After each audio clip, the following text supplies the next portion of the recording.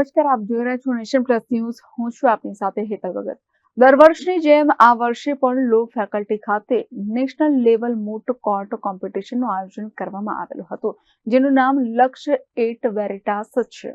દર વર્ષની જેમ આ વર્ષે પણ લો ફેકલ્ટી ખાતે નેશનલ લેવલ મૂટ કોર્ટ કોમ્પિટિશનનું આયોજન કરવામાં આવેલું, જેનું નામ લક્ષ્ય 8 વેરિટાસ છે, જેમાં સમગ્ર દેશમાંથી કાયદાનો અભ્યાસ કરતા વિદ્યાર્થીઓ આવેલા અને મૂટ કોર્ટ કોમ્પિટિશનમાં દલીલો કરેલી. આ ત્રિદિવસીય ઇવેન્ટના પ્રથમ દિવસે જસ્ટિસ M.R. શાહ સર, જેઓ રિટાયર્ડ સુપ્રીમ કોર્ટ જજ છે, તેમને આ ઇવેન્ટનું ઇનોગ્રેશન કરેલું.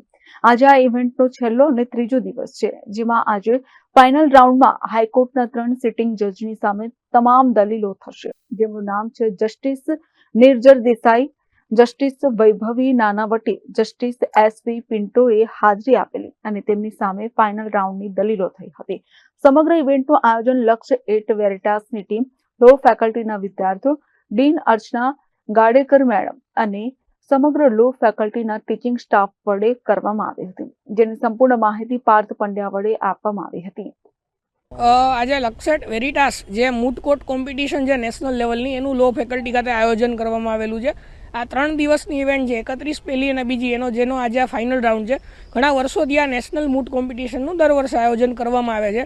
એમ આ વર્ષે પણ સમગ્ર ભારત દેશની નામચીન લો કોલેજીસમાંથી લોના અભ્યાસ કરતા વિદ્યાર્થીઓ અત્યારે અહીંયા આવેલા છે અને મૂટ કોમ્પિટિશનમાં ભાગ લીધેલો છે. અંદાજિત 18 થી 20 જેટલી ટીમો આ કોમ્પિટિશનમાં સમગ્ર ભારતમાંથી અહીંયા આવેલી છે, જેનો આજે ફાઇનલ રાઉન્ડ છે, જેમાં હાઈકોર્ટના અત્યારે 3 સિટિંગ જજીસ છે એ આ કોમ્પિટિશનમાં બેસી અને એમનું જે જજ કરશે અને જે મૂટ કોર્ટનું પરિણામ આપશે કે જે ફાઇનલમાં જે 2 ટીમ પહોંચી છે એમાંથી કોણ વિજેતા છે.